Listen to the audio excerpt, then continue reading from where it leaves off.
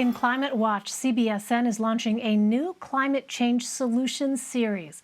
Climate Changemakers will spotlight the innovators working to save our planet.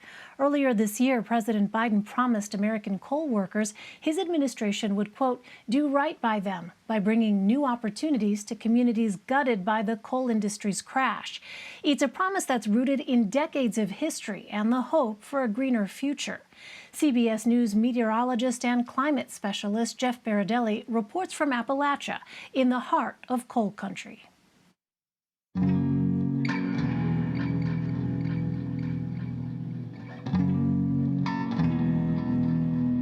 When you're sitting on top of 100 years of coal mining and that's all you know, that's all your papa did, in some cases your mama did it, they're just proud of where they're from and what they are.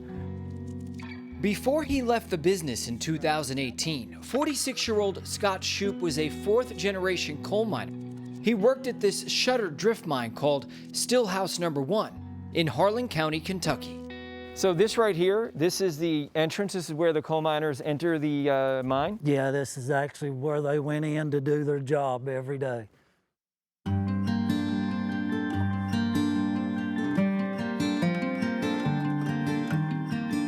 For over a century, Harlan was a hub for coal, made famous in the 1930s by a series of violent conflicts as coal miners fought to form a union.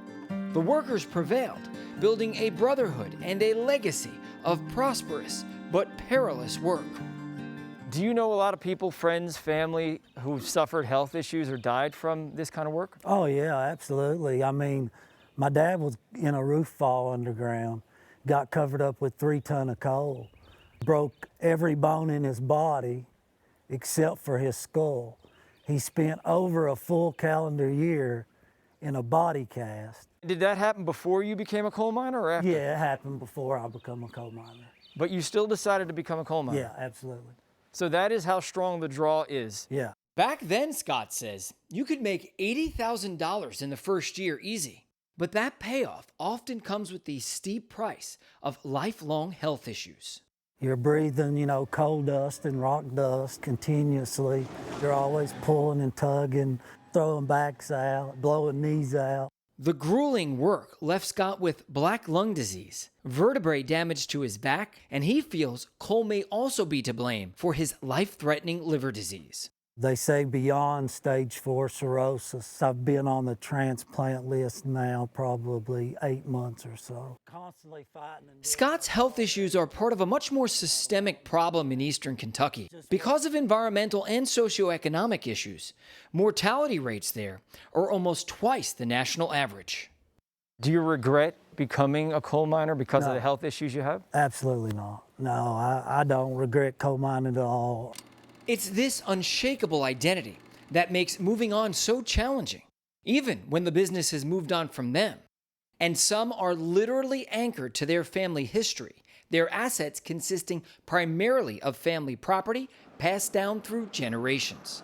But over the last few decades, coal mining has hemorrhaged jobs due to a boom in fracked natural gas and the plunging price of renewables like solar and wind. Nationwide, coal jobs are down 75% since 1985 and down 85% in eastern Kentucky in just the last 10 years, leaving communities like Scott's feeling abandoned and isolated. We put this country through 2 world wars with coal and was a big part of the Industrial Revolution.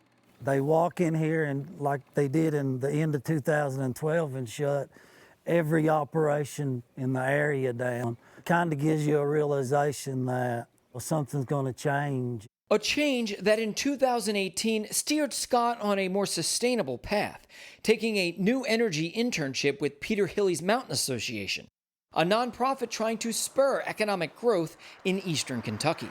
What we're talking about is not just replacing one lost industry with an effort to create one new industry. We understand that what's needed is to build a whole new economy in this place, an economy that's more sustainable, more diverse, more resilient, and more equitable. For former coal workers like Scott, that means retraining to utilize that same know-how, but this time for the jobs of the future. So you take somebody like Scott, and it's pretty easy to transfer the kind of technical skills that he had to the clean energy work. I understand completely the devastation it does, from the environment to communities to economies to, everything it leaves behind. I was part of the problem for a long time, so I guess now I want to be part of the solution. Scott's business, called New Age Solutions, is now helping to jumpstart coal country's sustainable economy. But so far, Scott's success is the exception, not the rule.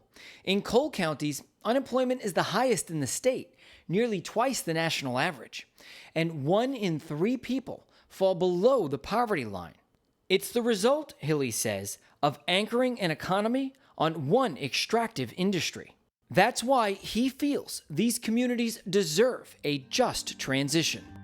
The justice that we talk about in just transition is grounded in the realization that the people in these places have sacrificed a lot to literally fuel the growth of the entire nation. And there's a debt that's owed for that. They've sacrificed lives, they've sacrificed health, families, ecosystems, and as a result, these communities struggle with a host of problems that they did not create.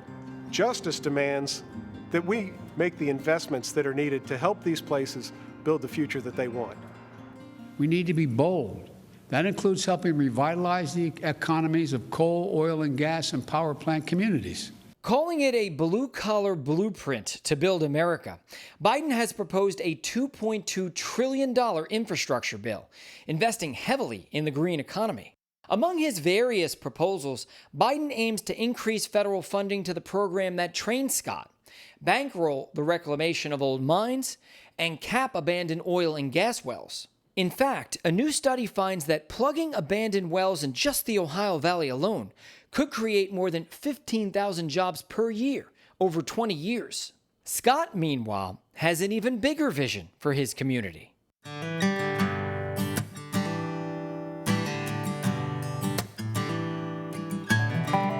I think the big picture is renewables. This is an ideal area for big solar farms, for wind farms. We have miles and miles of big open mountaintop removal sites that's just sitting there. We've always been a world provider in energy, and we can still do that.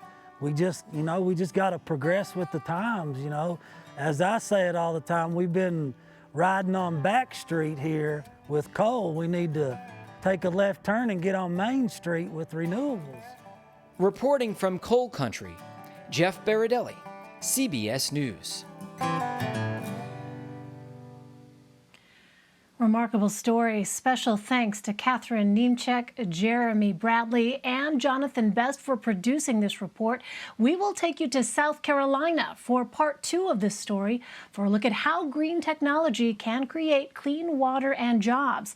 Tune in for that edition of Climate Changemakers Tuesday at 1 p.m. Eastern right here on CBSN.